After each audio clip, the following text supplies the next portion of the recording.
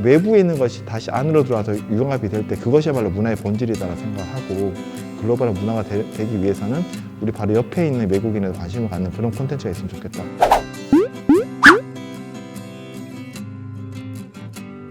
안녕하십니까. 저는 문화법, 문화정책연구자이자 현재 숭실대학교 겸임교수로 재직하고 있는 이석민이라고 합니다. 오늘은 주식회사 온나무 대표이사 자격으로 이 자리에 서게 되었습니다.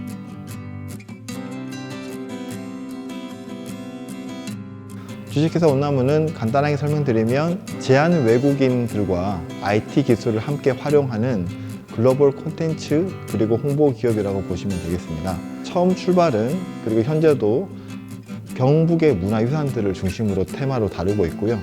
가장 로컬한 것이 가장 글로벌한 것이 될 수 있다는 생각으로 저의 모토는 로컬, 디지털, 글로벌 이런 모토를 통해서 저희 회사를 이끌어 나가고 있습니다.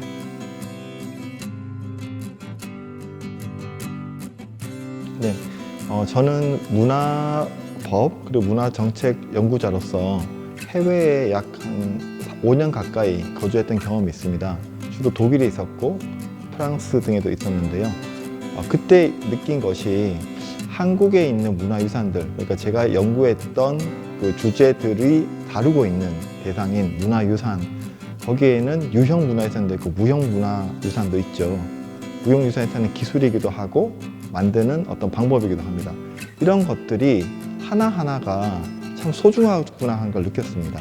우리나라의 문화유산들이 우리에게는 흔한 것일 수 있겠지만 그 사람들한테는 이것이 굉장히 중요한 학습의 교재이기도 하고 문화적인 습득의 교재이기도 하면서 동시에 본인이 좋아하는 어떤 대상이 될 수도 있다는 것을 느끼게 되었습니다. 그래서 저는 계속 정책과 법을 연구하면서도 이런 데 관심을 두고 있다가 코로나를 계기로 문화유산이라고 하는 것이 사람 사이에 저희가 코로나 때 많이 떨어져 있지 않았습니까? 그것을 이어주는 어떤 매개체가 될 수 있다는 생각을 하게 되었고 그런 문화재 자체가 저는 외교관이라고 생각을 합니다. 그런 방법들을 계속 고민해 왔고 앞으로도 계속 고민할 것 같습니다. 사람이라고 하는 것은 혼자 사는 존재가 아니고 서로 모여서 사는 존재인데요. 그것을 모이게 하는 힘은 공통으로 가지고 있는 기억이라고 생각을 합니다. 그런데 그 공통의 기억을 보존하는 것은 형체가 있는 것은 유형 문화유산이 될 거고요. 형체가 없는 것은 뭐 노래, 춤 등의 이제 무형 문화유산이 될 것인데 그런 것들이 굉장히 중요하다는 것을 유럽, 특히 선진국에서는 아주 잘 알고 있다는 생각이 들었습니다. 그래서 그런 점에서 착목을 해서 제가 비록 이제 학문을 원래 하는 사람이었지만 학문을 하면서도 저는 사실 실무를 많이 했었습니다. 그래서 외국 사람들과 많은 행사를 만들었고요. 또 그런 기획들을 많이 했었는데 그런 것들을 지방에서부터 할 필요가 있다는 것을 느끼게 되었고 바로 그래서 가장 좋은 주제로는 문화유산이 되지 않을까라고 했고 그것이 저희 회사의 출발점이었습니다.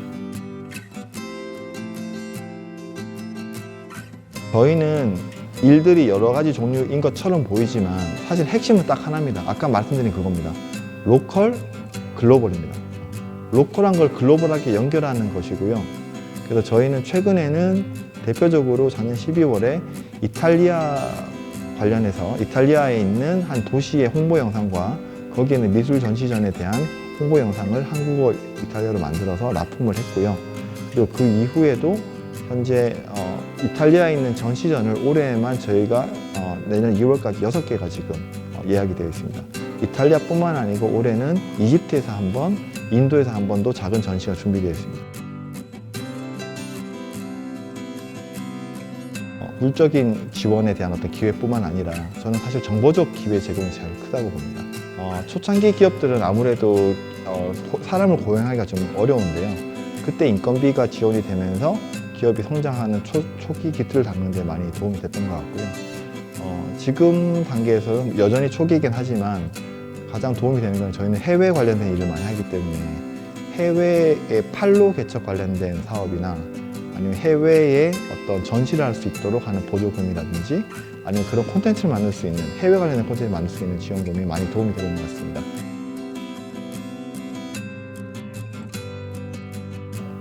먼저 그 두드리면은 열린다는 말이 있잖아요.